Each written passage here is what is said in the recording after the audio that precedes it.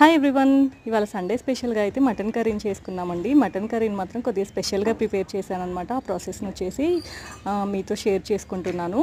Mutton అయితే ఇక్కడ నీట్గా వాష్ చేసేసి ఇక్కడ చూసారా వెల్లుల్లిని వేసానండి. వెల్లుల్లి పాయల్లాగా తీయకుండా వెల్లుల్లినే అలానే వేశాను.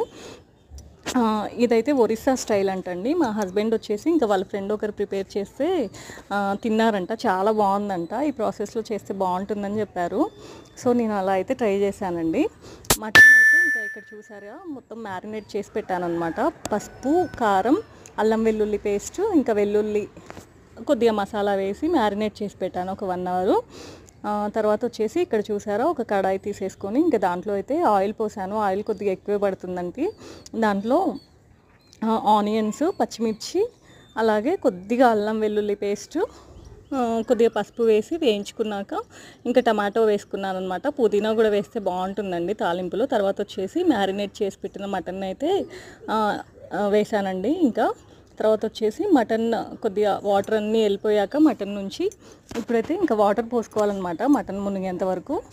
ఇదైతే కుక్కర్లో కాకుండా గిన్నెలో ఉంటేనే టేస్ట్ బాగుంటుందండి. మటన్ ఉడికిన తర్వాత అయితే ఇంకా కొద్దిగా కారం కూడా వేసాను. తర్వాత వచ్చేసి రుచికి సరిపడినంత ఉప్పు వేసాను అనమాట. లాస్ట్లో కొత్తిమీర వేసాను. టేస్ట్ అయితే చాలా బాగుందండి.